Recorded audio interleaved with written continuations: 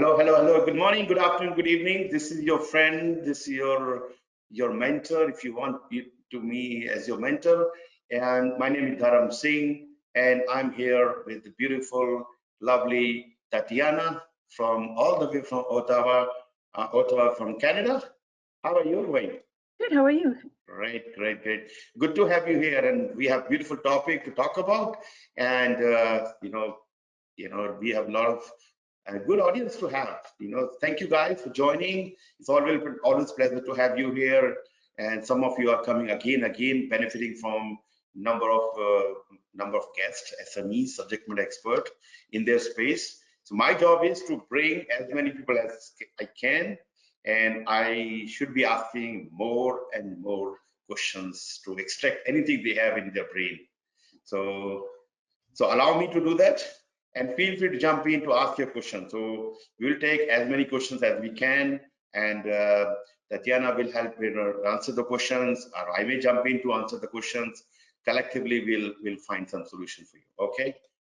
All right. And the good news is I do have a PG code to give away today, which I will give a little later, before we close the session. And people watching this as a recording, so please watch and fully, and reach out to me that I watched the video and this is what I learned, and can you offer me a PG code? So PG codes are generally applicable for 1 year. So as we're talking in May 2025, so if you are watching this webinar before May 2026, you should be able to claim that. Anyway, so once again, welcome, Tetyana. I'm very excited to have you here. Thank you, Dharam. I'm just as excited as you are for this great opportunity. Yeah, so the best part is she did complete her PfMP not long ago, 6th of March. Yeah. 6th of March 2025, the D-Day when things were falling together, and she completed the exam with flying colors. Okay, let me introduce you again. Like I know I've been talking. So you come in with lots of EPMO and project program portfolio manager experience, working with financial industry or high-tech industries, international transportation, manufacturing, IT consulting. So and you've done many project programs. So I think it's more than 2 decades. So you want to share today all your what you have learned so far. All right, okay. And guys, you can see us. You may put a hello or something on the question pad, maybe just to test if the question pad is working for you, how good Tetyana is looking, and how, of course, you talk about me as well, which you don't have to. Just don't forget everyone, yes. Yeah. All right, so the people who are joining for the first time, this is exciting webinar. I mean, I have done probably 350 plus webinars. Of course, Tetyana's first, and I have done many of them, and so many guests came, and so many are lined up. I think I have lined up for up to November. So it is always exciting to have specialists in the area. So it's because she's coming with EPMO experience. The topic today is also around EPMO. So we're going to talk about EPMO vision and portfolio value.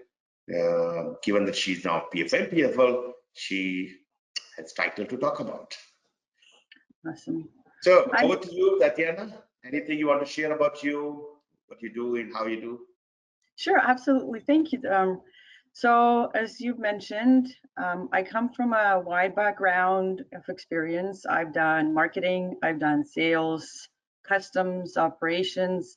I had my own business when I was a stay-at-home mom. I'm a mom of 5 teens/kids at the same time. I also have experience in analytics, which is one of my favorite parts of my job. And well, as you said, I also do project and portfolio management.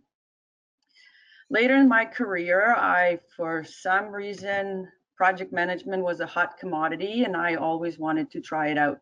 Now, it's not as easy to get into it as everybody thinks. It takes some experience, education, and certification. Well, I had an education. It was part of my degree that I finished, but I had little limited experience. I was always on this end of all the projects as a customer, and I didn't have any certifications.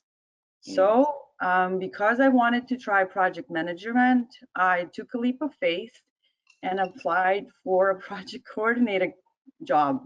Now, that meant I had to give up my career and be just a coordinator. But nonetheless, I had faith in it that I'll be just as successful as everything else I have done. And the hiring manager with the director at that time took an opportunity. And here I am 10 years at the same company, still love what I do. And I continue to inspire people around me.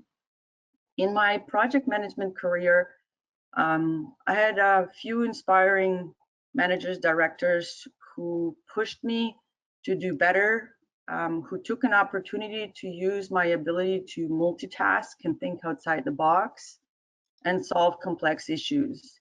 They knew that if they gave it to me, sometimes usually the problematic projects, I would inherit those. I would find a way to bring everyone together to achieve the common goal. That's it. My last director encouraged me to apply for my current role, which is an EPMO Delivery Manager, managing a complex portfolio of various projects. He believed I had the necessary experience and the skills to lead the team, and here I am. I won the role, and I've been doing this role for the last few years, and I enjoy working with the team I have. At the same time, our organization, like majority of other organizations, have an opportunity for professional development. And last year, I was kind of exploring what else can I do to advance my knowledge in project management, portfolio management, in my career. And I came across Dharam's bootcamp.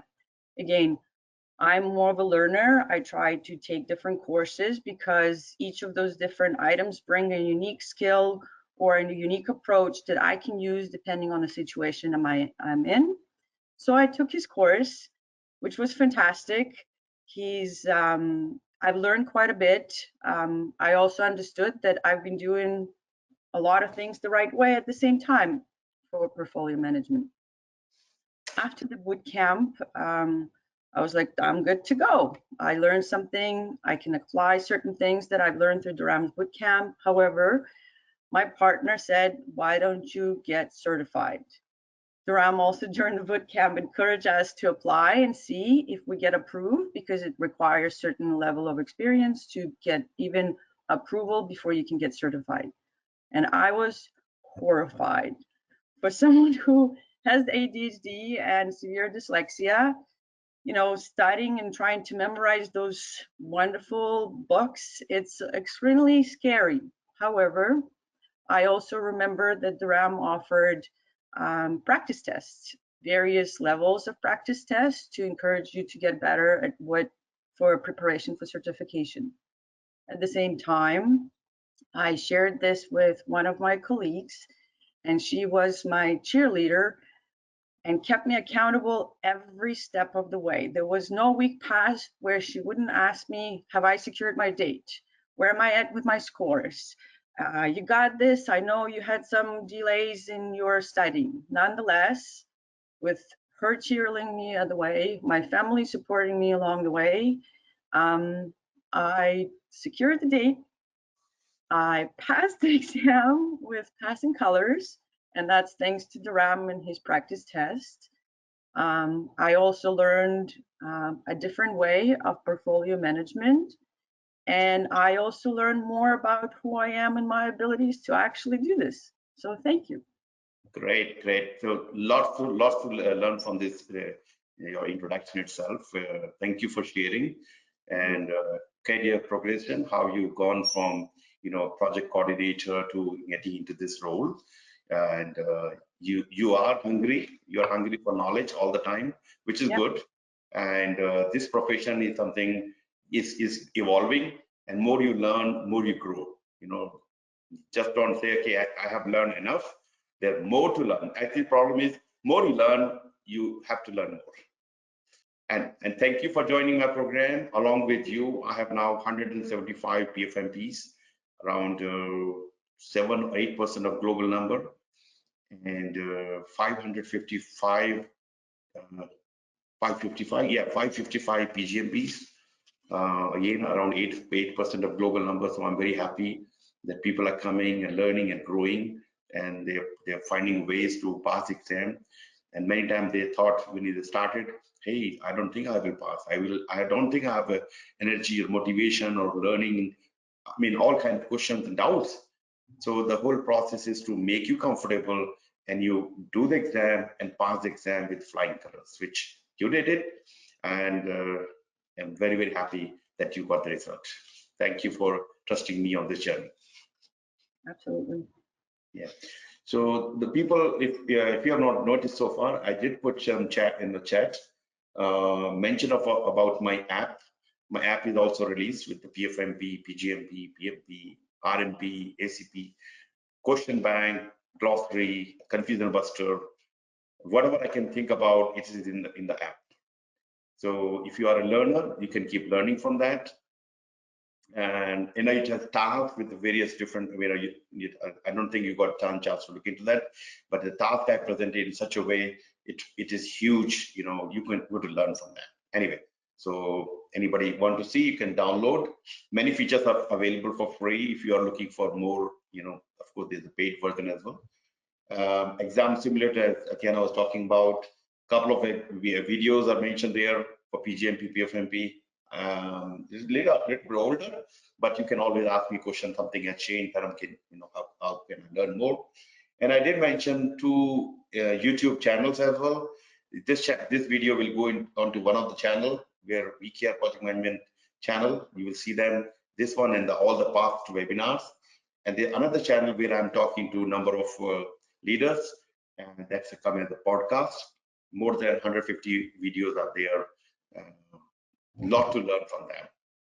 And the last one is a discount coupon. If you are interested in joining my program, please use this. You will save some money. I think it's $100 or 10%. I don't remember how much, but it will save you some money. Okay. So with this all done, let's bring my focus back to you, Tetyana, and I will ask lots of questions. Okay. We already have questions from the audience, which I will take a little later, but let's get started. How do we ensure that portfolio of programs and projects consistently aligns with evolving enterprise strategies, especially within a regulated environment like payments Canada?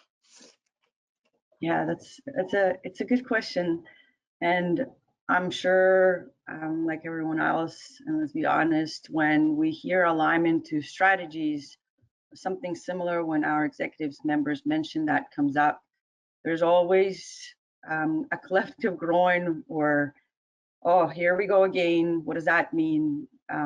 It's pretty, sometimes common in an organization. However, it's a crucial component to ensure the organization continues its growth and does what's needed based on industries or regulations like we are. As an EPMO Delivery Manager, I face this on a regular basis, not only from a strategic alignment, but as you mentioned, in regulatory environments we are in. So how we do this? Our executive team reviews the strategies and scorecards on the annual basis. Sometimes it's closer to end of the year, sometimes it's early in the year, but nonetheless, it gets published so we as an organization holistically can see what that is. Earlier in the following year of Q2, our organization goes through something called corporate planning, which helps to compile the necessary data from our operations teams, our executive teams, to make a data-driven decisions on following year priorities.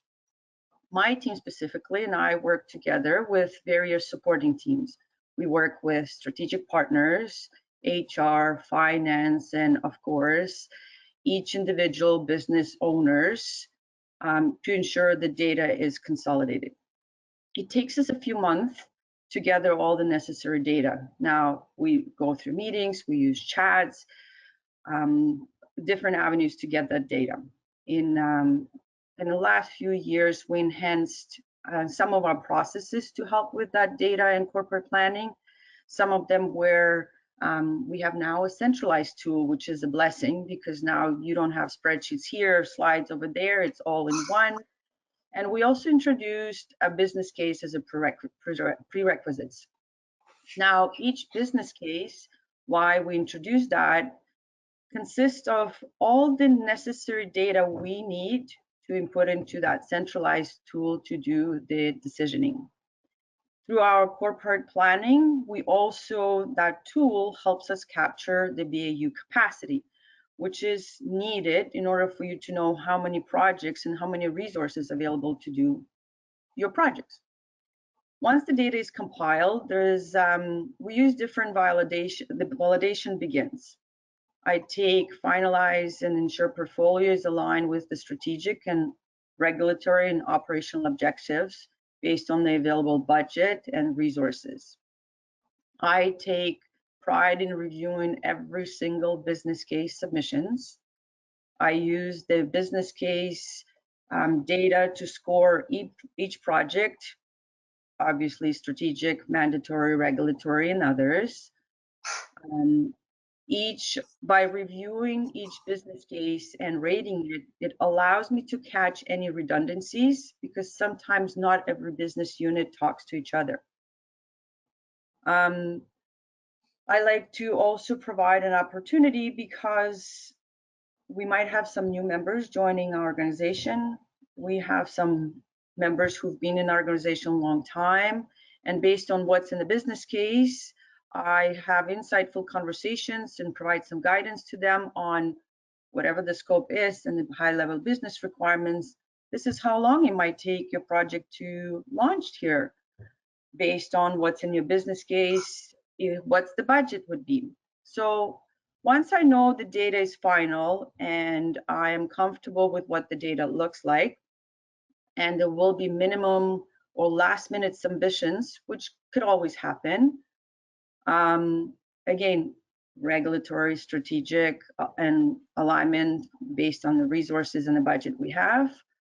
I start working with our operational leadership team. I work with the chair first.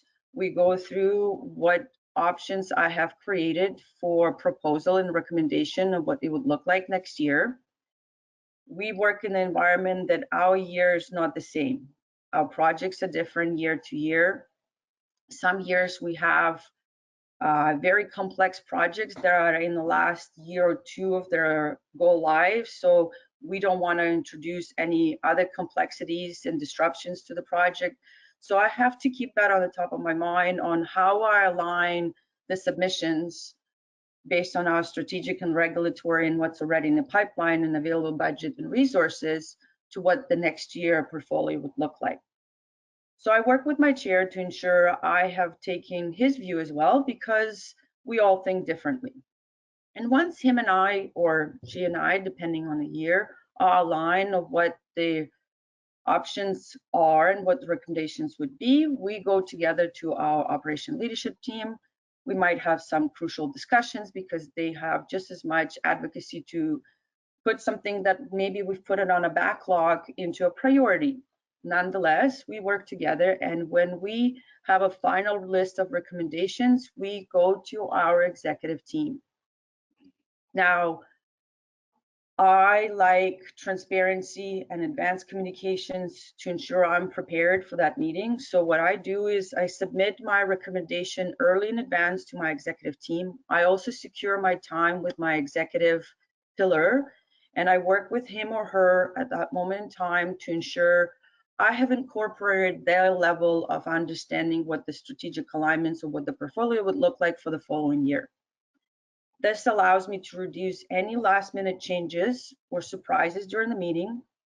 It gives me a visibility into what my executive leadership team thinking, how it should look like, and it prepares me for that session. So when I do join the sessions to seek their alignment, approval, I want to say I'm 90% prepared, but nonetheless, because it happens at the end of the year, there could be last-minute surprises from our regulator that hasn't been accounted or shared within the organization yet because it's still at the executive level. So we might need to take it a little bit back, review the portfolio, do the analysis, ensure that it's still aligned, the new recommendation aligned with the options proposed, and we secure the alignment. Now, once the alignment is secured, we publish the list to our whole organization. But it doesn't stop there, because throughout the year, a lot of things can happen. Some of the higher priority projects might need additional items. So every month, as a regular cadence, I review my portfolio to ensure it still brings the value to the strategic and operational and regulatory objectives. Do we need to do any changes to the portfolio based on whatever that moment in time we have in the quarter, higher priority needs, something new that came from a regulator we didn't account it for? So it's an ongoing review and alignment without launching it there, leave it, and come back next year. Yep, continuous alignment, realignment. That's the nature of portfolio, Correct. Unlike project program, you start and you have life cycle, you finish, but the portfolio is ongoing, your yearly review, quarterly review, and look at what has changed, what expectation, maybe something changed, and realign yourself. Correct. Great, thank you for the explaining in detail, which is good. Actually, the question we got earlier, it's not a question, actually, appreciation of your, let me read it out for you. I think it's wonderful that you have identified that you are neurodivergent, and how you overcome your learning preferences and busy personal and professional life to take this course. In addition to use Buddy to keep you accountable, do you have other tips for taking intense and rewarding course such as this one? Yeah, it's a good question. It took me years, and we mature every year, even still. So being neurodivergent with dyslexia, it's a little tough. So I use visual, and that's why I thought Dharam's application was fantastic. I can take it on my phone anywhere. I might be at the soccer or volleyball, and I can do my questions and practice it over and over. So for me, it's more about repetition than trying to memorize it, because I might read the same sentence over and over and I'm still not going in. So I'm a visual individual, so all my learning is a lot of YouTube, a lot of videos, short answers using the mobile devices, because my computer doesn't come with me everywhere. I had a lot of practice when it comes to, and I appreciate our organization, we have internal public speakings that allows me to stay calm and reserved, though I'm a very talkative and exciting person all the time. Great, thank you. Thank you. All right, I'll take the next question. Okay, let's read Dan. Okay, hey Dan, how are you going? After a long time. You are my student at PgMP. Okay, what tools and software do you use? Yeah, so we moved from a Microsoft project to a tool called Smartsheet. It's a SaaS tool that allows us to integrate also resource management tool that they offer, and we'll all speak a little bit later because that's part of one of the questions answers that I have. But it's a magnificent tool because you can do so much with it when it's all in one. You can have your schedule, your budget, your resources, your risks, connecting to Jira connectors. It's all in one, and it simplifies life. The issue sometimes we face when we introduce these tools is adaptation, right? Not everybody's comfortable to use new tools. So that iteration by saying, hey, listen, whatever you're looking for, it's right here. You just have to start it. And if you start it, it will show up on, on the left side of the bar in your favorites. So that's what we use internally. Great, thank you.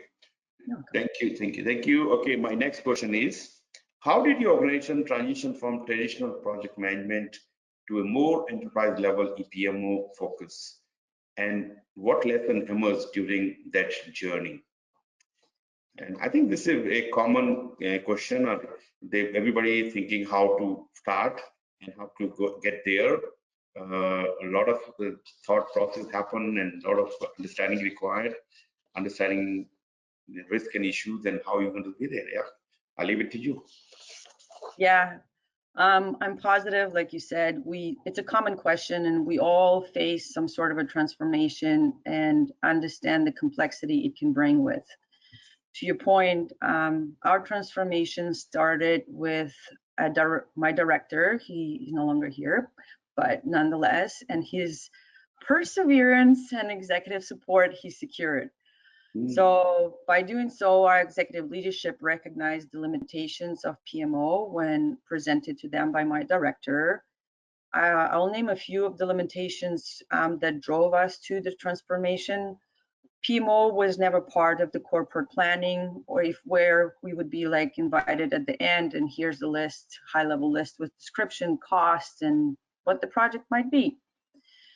So because of that and not being a key stakeholder in planning, and during the planning, the people that did the planning didn't have a project management experience or how the processes work internally for the projects, what it caused is we found a lot of redundancies and duplications, because by the time project managers inherited the list and assigned projects to them for the portfolio, we would come once a month to discuss our projects, and we would find out then that, oh, actually your project is very close to my project and it's about the same resources.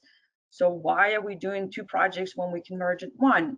So that's one of the examples. So that redundancy was visible only once the project kicked off, but that already took people's time, that already took money, that's already a lot of effort was put in. So now you have to merge them. And that means that some of the projects that were submitted earlier didn't make the list. So that's one of the reasons that drove us to transformation and showing our executive leadership the limitations. So what we did is, as I said, securing that executive leadership is a must. That is a crucial component, because there's only so much you can go uphill without pushback. But when it comes from the executive and down upwards, the adaptation and the understanding is your pathways way smoother. So we didn't go from PMO to EPMO overnight. We had to take some, as you mentioned, deliberate steps to do this the right way. So how we did it is we had to understand the maturity level, identify the gaps that needed to be addressed through either enhancing our oversight or alignments. We had to update our existing delivery methodology to more enterprise focus, incorporating strategic alignments. We had to, like I said, embed ourselves into corporate planning and be the key, playing that key role in gathering the data, challenging the business owners to do the business decision making at the enterprise level. We had to redesign our framework to embed strategic considerations, because we used to have operational and regulatory, but the strategic, everybody would just pick, oh, I think I fit in. We had to redefine our roles and responsibilities, and not just within EPMO team, but also across an organization. As I mentioned, we had to invest into a tool that was able to do everything at once. It allows us to do the intake of all the submissions, including BAU. We can score each of those projects along the way. We can see the estimated resources requirements that needed to complete those projects in the portfolio, the budget, the schedule. We were able to create a near-time dashboards and analytics to help with the data-driven decision. And we also had to invest into our project management managers and business analysts. Because we are now part of the corporate planning and playing that key role, it's just not me and my counterpart, it's my whole team. Each project manager was assigned to business owners. They would work together with them on the business cases to ensure that, yes, your idea does meet the strategic goals, what that idea looks like. So they will all work on the budgets and the schedules and the resources needed. But not everyone was on the same level of skills, so we had to invest into some on the strategic maybe discussions, others on the business analyst discussions, other maybe on how our technology works, because we also had new members. But last but not least, as I mentioned, is communication and change management. Without it, you will have resistance, will have less adoption. So that's one of the key items, is continuously communicate, be transparent with your organization and the teams you're working through on your pain points. Why are we doing this? What the benefits they're going to get by us being EPMO versus PMO. So that was the key. Now, the second question, I think, was lessons learned. And like I mentioned, the foundational piece was securing the right level of the executive leadership. Without it, like I said, it's an uphill battle with all sorts of monkey wrenches along the way. Change management and communications, like I said, clearly articulating the pain points, the benefits that those teams will receive. Again, investing in technology, but you can invest in technology, but the data is only good as the people are entering your processes or frameworks, right? So up to date, we have improved our visibility, we enhanced our governance, we have a strategic alignment and continuous strategic alignment, like you mentioned earlier. We've reduced the waste of double dipping business units and projects. We're able to make informed decisions by using the data and analytics, but as good as our standards, processes, and framework. And like you said earlier, we learn every day. So that continuous improvement, learning, tweaking, understanding your mistakes, getting the feedback and moving on, it's important. Exactly. Good, thank you. Thank you for explaining. I think step-by-step process is important, how you got there, and many people can, find the similarities. This, if Tetyana can, or this company can achieve that EPMO in this way, we can also try. And yeah, so look, this is not difficult, guys. It's a right level of engagement, stakeholder engagement, right level of communication, commitment from the senior management, and of course push from bottom up, top down. Everything has to work together. Yeah. So thank you. And just to let you know, I'm actually leading one PMI's event. EPA, this is not EPM, actually PMO CP. Most people probably know is a new certificate from PMI, and PMI has developed their material. I'm going to use their material as a pilot program, and they have some selection process. More than keep an eye on that. I think they already reached the limit, but that program is on 30th of June and 1st of July, and then I will have a webinar with the PMI person, Kim, and then I will have ongoing sessions for my programs. So there's a lot to learn, and it's a new area. I mean, it's not sure it's a new area. It's one of the most unstructured area, which can, if it is structured properly, you have lots of advantage. Lots of advantage. The management of the program, project, selection of right work, and you're going to learn a lot. Okay, all right. My next question is about, okay, let me read. How do you integrate structured change management into your program to ensure both business and technology stakeholders remain aligned throughout delivery? Yeah, thank you. As I mentioned in the previous, change in communication is the key. So all our projects, no matter the size and the complexity, have change management integrated into it. 90% of our projects are technology projects, because we are in a regulatory environment. We not just do technology projects like enhancing our payment systems or data centers. We also work with our government on policy, legislations, and bylaws. So 90% of our projects are technology based. And all our those technology projects always have business and technology lead as part of the project from the get-go. Sometimes when it's a smaller project versus medium to large scale projects, the business lead can play a technology lead because maybe the project is contained within the unit itself and does not require any cross-functionals, other maybe validation from security, risk, and architecture team. But nonetheless, we always have business and technology integrated into all of our projects. Now, once the change is identified, we follow a set of reviews, approvals from proper stakeholders. Within our organization, and EPMO, we have, in a way, 3 types of change management.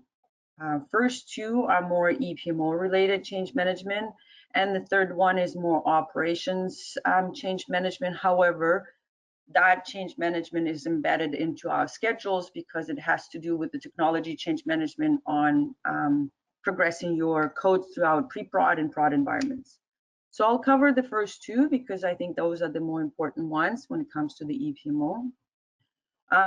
Like I said, business and technology are leads, are core partners in all our projects.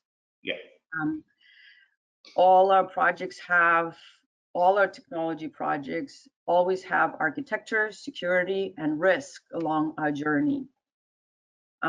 All our projects, like any other projects, and we know that, have regular stand-up meetings where all those leads or dedicated individuals from technology, security, risk, and the teams provide necessary updates, deal with various risks or major delays.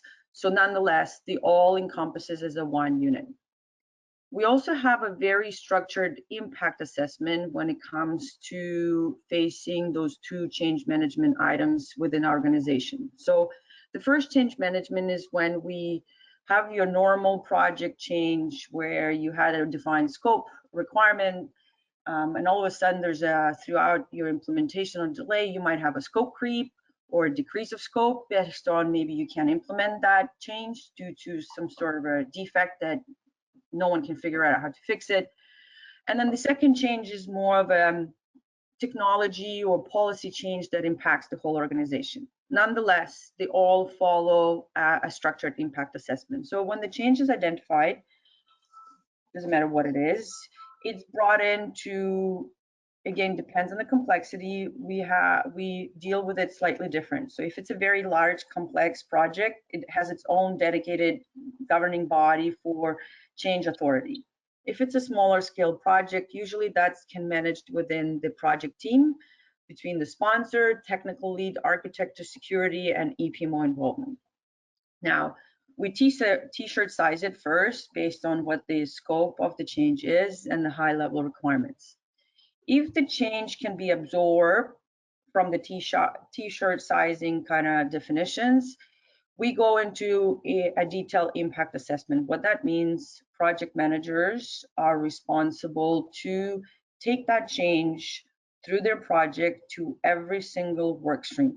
Even if it's a technology project, it could still have a legislative impact based on what our bylaws or legislation is. Certain changes may not be implemented, or those changes might impact of opening bylaws or legislation. So nonetheless, a project manager would take the change of scope and requirements and meet with every work stream to document the detailed impact assessment. It could be, well, these deliverables will need to be updated. We need additional resource to do this type of work. Our schedule now going to be delayed and impact critical path items. Nonetheless, all those needy little greedy details are documented into a one template of change request, and it's presented back to either the decision authority that we have on the larger scale projects or a smaller project scale like a sponsor architecture EPMO. And we discuss, can we absorb this change based on all these details? Now, if the change can be absorbed, it gets processed through our system for archiving and auditing and purposes. The project manager kicks off the implementation piece, whatever that means. Someone has to update the deliverables. We will update the schedule. The budget might need to adjust it. We might need to do a procurement to procure additional resources. So that's if the change can be absorbed. If the change is not absorbed for whatever reason, let's say it's impacting our bylaws, and that takes a very long time to do, the decision could be made that this change will not proceed. We document it in our system, and we move on. Now, the second change where the technology, policy, or something impacts the entire organization, that's handled as well as part of the project. We used to have a change management team. We no longer have that, but we do bring dedicated change management professional to our higher complex projects because that's their day-to-day job, and they ensure it's integrated into program. They work with the necessary teams to operationalize it, whatever that means, and so on. Now, on the medium, large, and smaller scale projects, we use existing individuals like me who certifies in a change management and my counterpart to assist with the projects and working with communication and developing change management plan or communications to ensure why are we doing this change? What's the benefit to you? We sometimes try to find the biggest resistance that's ever going to meet this project and work with them because they will be your advocates if you actually sold the idea to them and they're loving it.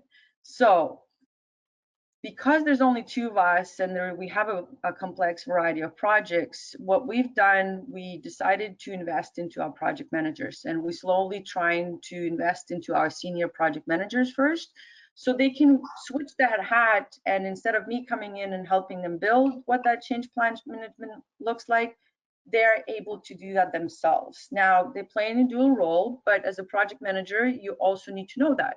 So it's quite crucial to have that component. And that's how we integrate our business technology leads into our projects, how change management at the different level of change is integrated into our portfolio. Great, fantastic. It's fantastic case study actually. It's what you're showing, the step by step, it's very, I'm sure people are taking notes and they're like, okay, wow, this is so good. And like a perfect transition plan. Yeah. My next question is, as an EPMO leader, how do you influence decision making across departments where you have not direct authority, especially when dealing with senior stakeholders? I think we face that every day. It doesn't matter if it's our projects or family matters or you're negotiating for your next car. Exactly. So how does one influence the other? I think we all have, over our years of experience, learned different techniques and ways of influencing others. Now, those techniques and ways, it's like a toolkit, I would say, because not every technique will work on Dharam versus someone I work in the executive leadership. So I think that's important to know that the right tools, techniques, and approach will achieve your influence at different levels when you don't have a seniority or authority. Yeah. Now, it's part of my job or any project manager jobs, because we don't come with the authority. We come with the authority, you can do this project. However, we still need to reach an end goal of making this idea live. So the way I do it, I think, again, as I mentioned earlier, I hungry for knowledge. So I try to find books. I try to listen to podcasts. I try to listen to YouTubes. I try to listen to LinkedIn Learning, or finding a way through other boot camps that I have attended. Each one of them build that toolkit. However, I think for me, there's three crucial components. Number one is credibility. Number two, earning trust through building those relationships. Now, I have been in my organization for almost 10 years. Over these years, I built my credibility by successfully and consistently delivering results by utilizing our methodologies, best practices, processes. I'm always taking different courses because, like I said, our projects don't repeat year to year. They have some similarities. What repeats is our people we work with, our systems, but none of them are the same. So you always have to find a different way to achieve the goal. I also intentionally ensured I embedded myself into anything PMO or EPMO within our team related. Do we need to rewrite methodology? Do we need to enhance it? Do we need to review it? How does it work? Can I be part of this process? Can I be part of that process early in my career? And that's what made me a subject matter expert within my organization on how our systems work, how our methodology applies to all these systems. How can you do a regulatory project versus technology project? So that knowledge hunger and trying, not being afraid to say, let me do this and let me try to do this. That's how you build trust, credibility in the relationships. It also allowed me to provide the recommendations to those stakeholders because of that subject matter expert. My other piece is my background is Eastern European, and during Soviet times, we are not people that like small talk. And we do want to know how you are, what your family is, and building those connections. But we're not about, hey, how are you? Are you doing all right? We go straight to the subject line and give me the answers because, I don't want to beat around the bush. I just want to get out. So over my career here in Canada, I had to learn that it's quite important for people here that you do take the time to say, hi, how are you? How's your family? And then we can talk about whatever we came to talk about it. Yeah. So knowing your environment is crucial.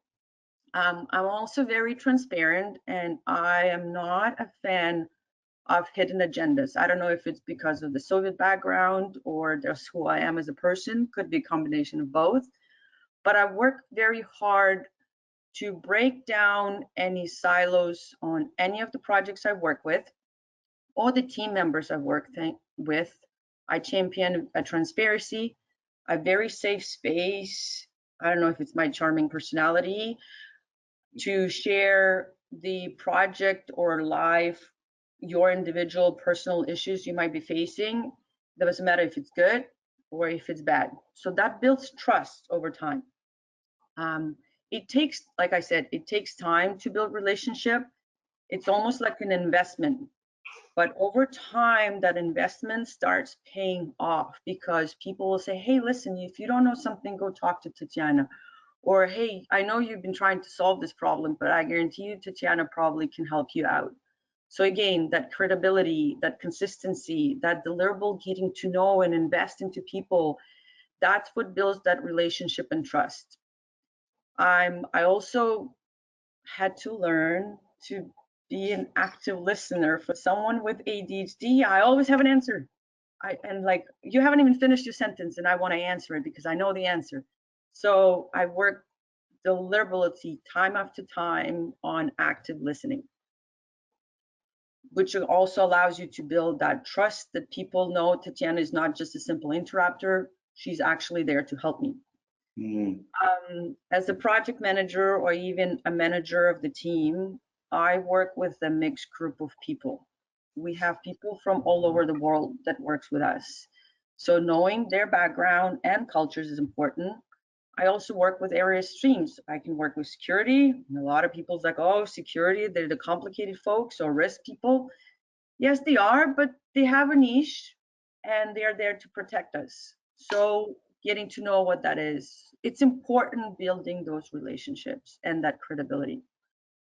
I also understand that I'm not afraid of asking questions. Tough questions sometimes, which could be seen as a difficult person because, oh, here she goes and she's asking another question. But I do those things on purpose. Sometimes someone internally from a project can come to me and say, hey, listen, I really need your help to get to this decision, but I might be a little bit junior or I'm not as secure about myself to ask those things. Can you help me? Again, that goes back to the trust they've built that you're not going to throw them, well, I'm here, wanted to ask a question. So I would ask questions on their behalf. At the same time, sometimes I work with those individuals to help them get that courage to ask. We come up with different approaches on how they can ask to influence that decision. which allows them to grow as an individual and build the trust. And if they can't, I silently step in going, that was a good point. So how are we going to solve this dilemma we're facing, or an issue or a risk? So asking those tough questions sometimes leads to other individuals, senior or not, to do critical thinking, because everyone has a different opinion and maybe facing challenges, and understanding those challenges brings us to a point where maybe it is something we have to sit down, pause, think it through, understand where Dharam or Tetyana is coming from. Why are they saying this? Because it could be just misinterpretation of a word that we all got all riled up around it. And now we in conflict, instead of by pausing it and taking that time with that safe space and transparency, it allows us to get to an end goal. So the way I influence other people's decisions is through credibility, that earn trust, and a strong relationship. Definitely. These are some of the key characteristics anybody should have. Building relationship, relationship building is not easy. Building trust, they should trust you, and then you trust them, and whole thing actually take time. When your relationship with trust, people trust, whatever you say, they believe you, and things worked out really well. Okay, so with your background in analytics, how do you leverage data like EVA and SPI, CPI, pipeline reports to support proactive decision making and continuous improvement in portfolio delivery? As I mentioned earlier, if project management wasn't one of my favorite jobs I do these days, other being a mom, analytics was my second favorite job before I became a project manager. I don't know what it is about data, but I love data. It excites me. I can make sense of it. Maybe because I'm neurodivergent, I can take any data and translate it, whatever the need is at that particular time, whoever asked me. My counterpart always says that she loves my brain, how it works when I get to see the data or something new released and will automate things all of a sudden. Due to the our nature of projects here within our organization, we have 5 KPIs that we usually monitor for all our pipelines, and I'll cover them.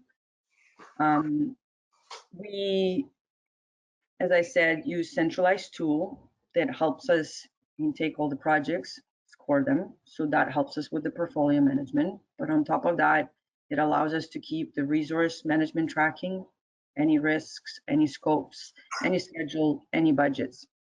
So the way we do it here, it doesn't matter if it's technical or non-technical projects. We, as I said, use 5 KPIs. Number 1 is a schedule adherence. All our projects have schedules, built-in criteria for critical path tracking. And because it's a SaaS tool, we have built-in items for SPI health, not just on a critical path, but any other tasks as well. So at any point in time, if I'm as a project manager make a change in my schedule, I can see an automatic downward impact highlighted to me what the change will be. So we don't have to scroll and trying to remember our critical path items. It automatically highlights the path. And at that moment in time, I can see if I made a mistake by adjusting something and I didn't account for the predecessor earlier, or it allows me to see what the health is. And maybe it's not just a change, could be that I logged into my project and all of a sudden I can see my SPI on critical path or any task going yellow or red. It allows me to investigate why, what's the delay, what caused the delay, because that centralized tool allows not just project manager, but depending on the project manager, they allow the team members to be able to provide update on the completion of certain tasks. Maybe that's as far as they allowed to make changes to or document certain things that you learned through the project.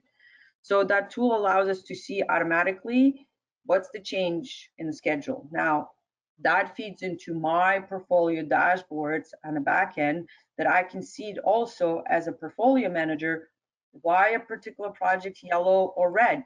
What's going on with it? Like, what's the cause? It kicks me a conversation that I can go off to my project manager going, hey, listen, I've noticed project A is yellow. What happened in there?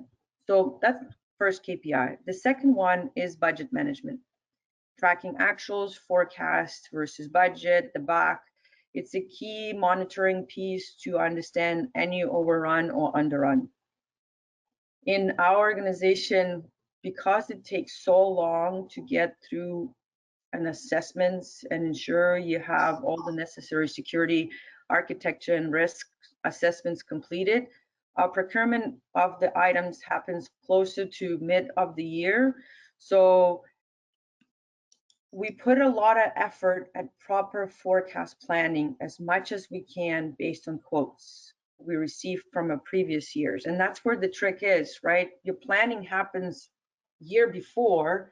You kick off the project in the year end and you start defining what your charter looks like, what's the true scope of work, what it's going to cost. And all of a sudden you can see that you either over budget that you originally asked for due to maybe economy, due to the tariffs, due to anything, right? So you'll have to make certain adjustments. So it's all in one. Now, because of that, I do a very deliberate check-ins with my team mid-year onward, because all our spends start showing up in Q3, right? And your executives start asking, is like, Tetyana, it's Q3 and you still haven't spent 20% of what portfolio budget is. And I said, yep, just wait, just patience. But in order for me to be that, to say patience, it's coming, I have to have those crucial conversations with my project managers, ensuring, are you sure you're going to spend that funding? How are you going to spend my funding? Based on that scope, are you on the right track? I review the schedule again on a regular basis. And that's what gives me comfort and assurance that I can tell my executive leadership, we're going to spend that money. The third one is the resource management. Now, I think it's a very underestimated metrics on a lot of projects. You can have all the money in the world. You can have your schedule at 90% accuracy as much as you want, but without the right resources, you might as well put that aside because it's not going to happen. So 90% of the time, our organization uses internal resources. Those resources also have BAU. So hence, when I mentioned through corporate planning, we capture BAU capacity.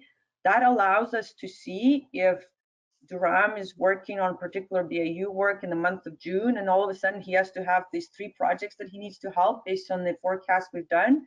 And now Dharam is over capacity. He's working 10-hour days for next 3 weeks. Well, we can't have that.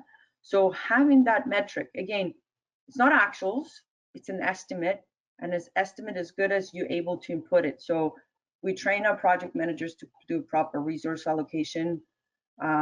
So the data can be brought in on what that estimation is. We train our business owners to put the BAU capacity in so we can see capacity versus demand, and can Dharam have the right time. So that's one of the, I think, my favorite KPIs, because I get creative on how we can have those conversations, because there's no tool out there unless you use timesheets, which we don't, to capture all that data. There's no tool that can give you that right picture. So data is good as data is. You have to have those conversations. The other KPI we have is project interdependencies. Now, project to project, it might be not as important. It's important if I'm depending on a particular project to deliver my scope of work, yes. But it's very important from a portfolio standpoint of view, because you never know when the last minute regulatory project will come in, or a higher priority project needs additional resourcing and budget that we haven't thought of or they haven't thought of. So having those interdependencies is crucial, because if you decide to cancel a particular project lower down the list and you didn't know that the higher priority project depends on it, you just compromised a higher portfolio project on your list.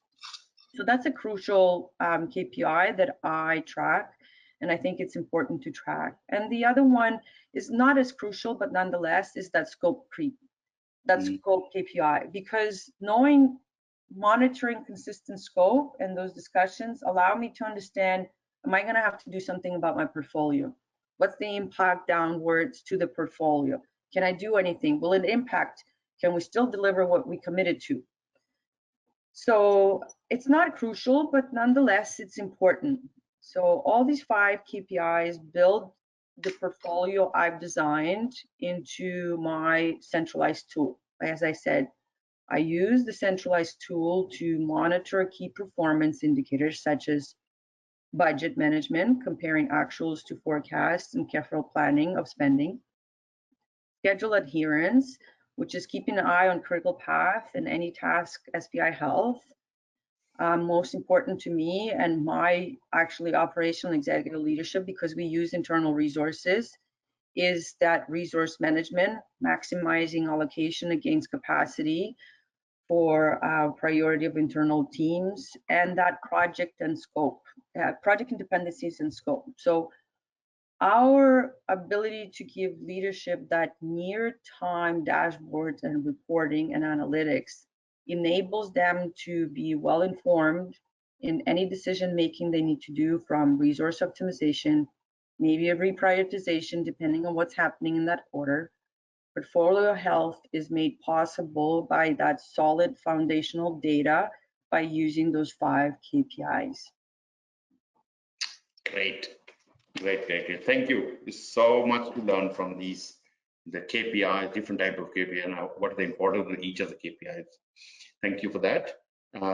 Just for all people here, I have shared the PGU code 5 minutes ago. If you have not seen, please check the chat window, and the PGU code is there.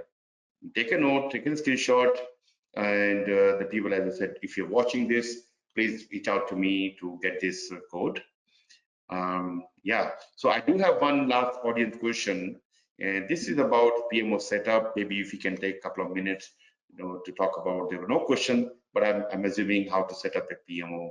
Or yeah, I know it's a big topic itself. It's a big topic on itself. We can spend hours on this one, but I'll do my best to do it as in less than 5 minutes if I can. So I think when someone considers of setting up PMO, there are a couple things to think. Why is your first thing? Why are you doing this? What is the specific problem you are trying to solve, right? What is your current state? Do you have anyone on your team who does project management? Like, what are you trying to achieve by introducing PMO? What type of PMO you want to have? Is it supporting, controlling, or enterprise level, right? Each of those types play a different role on what the outcomes would be. What is the rest of the organization is going to think by you setting up this PMO? Oh, here's another governing body that's going to control everything, or oh, actually they're going to help me out structure my day and how to achieve end goals of this project, right? So those kind of top why you want to do this. The other one is on the how, right? And the how will apply differently depending on your organization, what environments you're in, and capacity you have, right? What type of methodology and standards you want to introduce. Is it agile? Is it waterfall? Is it Scrum? Is it hybrid? You need to define the roles and responsibilities, not just between your team. It's like, I will be the portfolio manager and you my project manager. No, the entire organization as well. What tools to consider, right? If you're a small organization, there's a lot of templates out there, magnificent templates. You can start it from a spreadsheet itself with some slides and you'll do just fine. You can have some, pumped up skills on macros and AI that now these tools come with, but nonetheless, you can just pass by those tools, or you can invest into Microsoft Project Schedule with Power BI to produce your necessary reporting. Nonetheless, those decisions need to be made, right? And do you have the right staff to do this work? Yes, no, do we have someone with experience? Do we need to bring a subject matter expert who can help us set up PMO and then help us launch it and move on with it? Do we have anyone who can take courses and train? So that's important, right? Funding, do we have funding? And the other one is, do we have executive leadership, or we're just doing it ourselves, right? Like that all helps set it up. And then the last but not least is, how are you gonna do it?